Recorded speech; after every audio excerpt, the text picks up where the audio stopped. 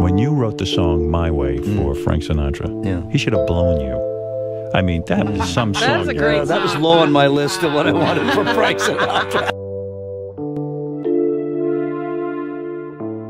Picture this. You're sitting in a smoky Las Vegas nightclub in the 1960s. The lights are dim, the crowd is buzzing with excitement, and suddenly, the most famous voice in America starts singing. But here's the twist. The song he's singing, the one that would become his signature tune, was written by a scared kid who was too terrified to even approach the legend. That kid was Paul Anka, and at 84 years old, he's finally ready to tell us everything about his incredible friendship with Frank Sinatra.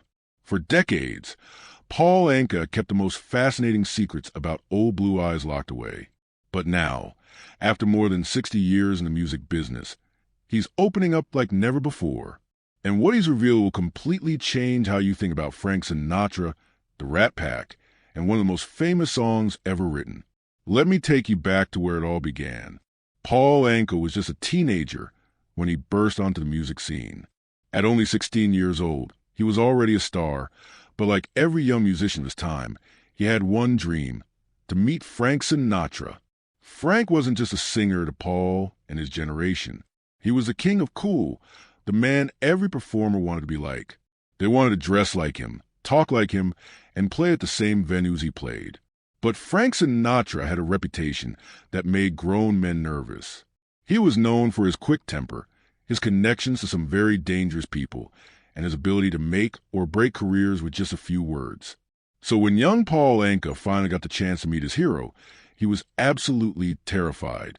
Paul remembers that first meeting like it happened yesterday. Frank looked at this skinny kid from Canada and did something unexpected. He took him under his wing. Frank started calling Paul the Kid. And before long, Paul became like a little brother to the entire Rat Pack. Dean Martin, Sammy Davis Jr., Peter Lawford, they all accepted this teenager into their exclusive club of superstars. But being part of Frank's inner circle wasn't just about the glamour and the parties. Paul got to see a side of Frank Sinatra that the public never knew existed. Behind all the swagger and the tough guy image, Frank was incredibly lonely. He had been married multiple times, had complicated relationships with his children, and despite being surrounded by people all the time, he often felt completely alone. Paul watched Frank struggle with his demons night after night. The man who seemed to have everything, fame, money, beautiful women, powerful friends, was actually fighting battles that nobody could see. Frank would drink too much, stay up all night, and surround himself with people just to avoid being alone with his thoughts. And then there were Frank's relationships with women. Paul reveals that Frank had a very complicated view of love and romance. On one hand, he could be incredibly charming and romantic, the kind of man who would sweep a woman off her feet with grand gestures and expensive gifts. But on the other hand, Frank didn't really understand women at all. He treated them more like trophies than real people, and this caused him endless problems in his personal life. Paul tells us about Frank's passionate but stormy relationship with actress Angie Dickinson.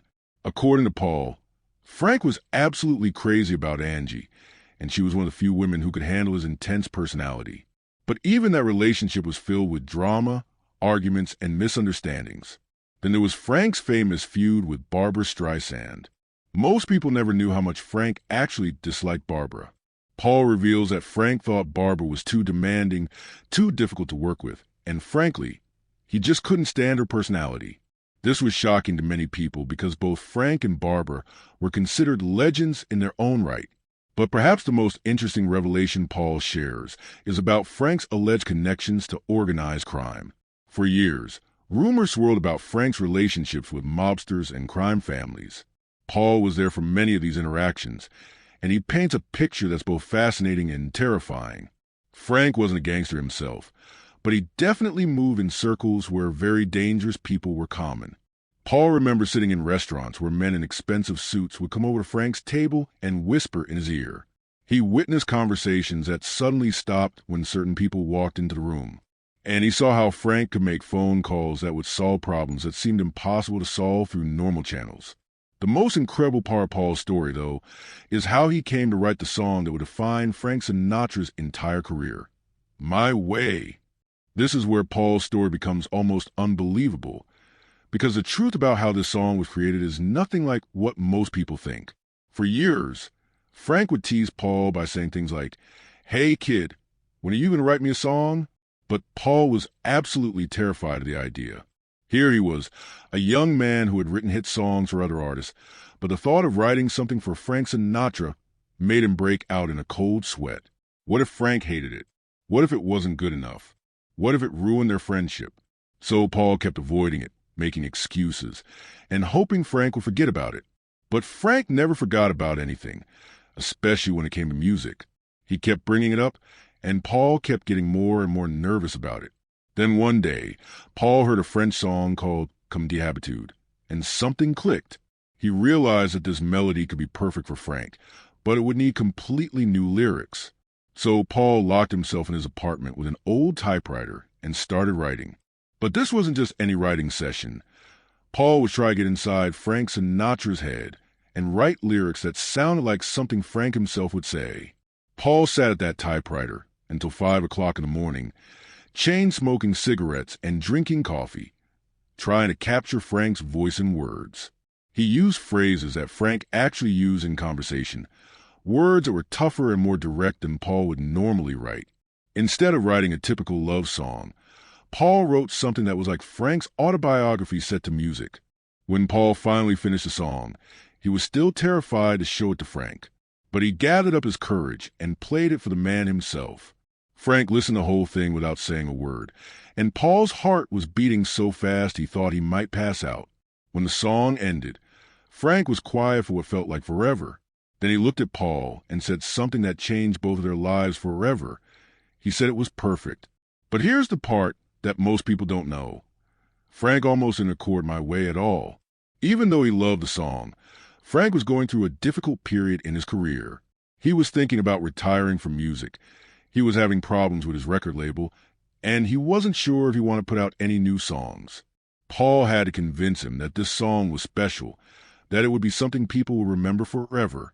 Frank finally agreed to record it, but even then, he wasn't completely confident about it. The recording session was tense, with Frank trying the song several different ways before he was satisfied. But once it was finished, everyone in the studio knew they had just heard something incredible. When My Way was released, it became an instant classic. It perfectly captured Frank's personality, the confidence, the independence, the refusal to apologize for living life on his own terms.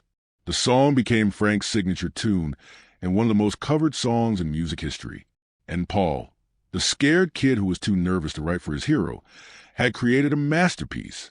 But success came with its own problems. Paul reveals that as My Way became more and more popular, Frank started to get tired of singing it. By the end of his career, Frank had performed the song thousands of times, and he was sick of it. He once joked to Paul that he wished he had never asked for a song in the first place, because now he was stuck singing My Way for the rest of his life. The relationship between Paul and Frank lasted for decades, through Frank's marriages, his career ups and downs, and his eventual decline. Paul was there when Frank was at his peak, selling out shows in Las Vegas and dating some of the most beautiful women in the world.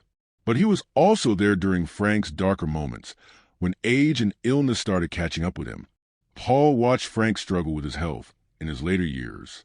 The man who had once been the epitome of cool was now dealing with memory problems, hearing loss, and the general frailties that come with old age. But even as Frank's body began to fail him, his spirit remained strong. He continued performing almost until the end of his life, because music was the one thing that still made him feel alive. One of the most touching stories Paul shares is about Frank's final years. Despite all of his success and all of the people around him, Frank was still that lonely man Paul had met decades earlier. Frank would call Paul late at night, just to talk and reminisce about the old days. These conversations were precious to both men because they represented a friendship that had survived decades of ups and downs in the entertainment business. Paul also reveals some surprising details about Frank's family relationships. While Frank loved his children, he wasn't always the best father.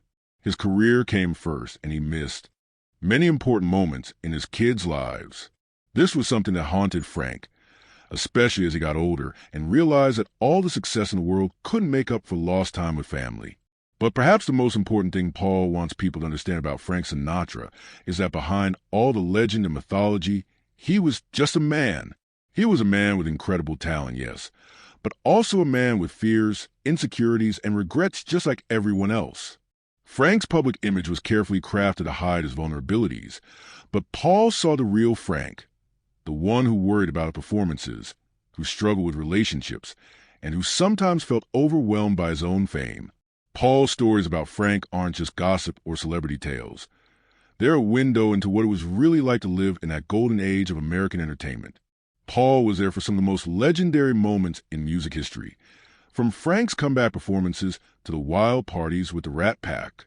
He witnessed the creation of some of the most beloved songs ever written and saw how the entertainment industry worked from the inside. As Paul looks back on his friendship with Frank Sinatra, he's grateful for every moment they shared. Frank taught him about music, about show business, and about life. But most importantly, Frank showed Paul that even the biggest stars in the world are human beings who need friendship, loyalty, and understanding. At 84 years old, Paul Anka is still performing, still writing music, and still sharing stories about his incredible life. His revelations about Frank Sinatra give us a new perspective on one of America's greatest entertainers. They show us that behind the cool facade and the legendary performances was a complex, fascinating man who touched the lives of everyone around him. The friendship between Paul Anka and Frank Sinatra lasted for over 4 decades, surviving changes in the music industry, personal struggles, and the passage of time. It was a friendship built on mutual respect, shared passion for music, and genuine affection. And now, thanks to Paul's willingness to share these intimate stories, we can all get a glimpse of what it was really like to know Frank Sinatra, not just a legend, but the man. These revelations remind us that the greatest artists are often the most complex people. They have the same needs, fears, and desires as everyone else, but they also have the gift of being able to touch millions of lives through their art. Frank Sinatra's music will live forever, but now we also have Paul Anka's memories to help us understand the person behind the voice that defined an era. So the next time you hear My Way playing somewhere, remember the story behind it. Remember the scared young man who sat up all night writing lyrics that would become immortal.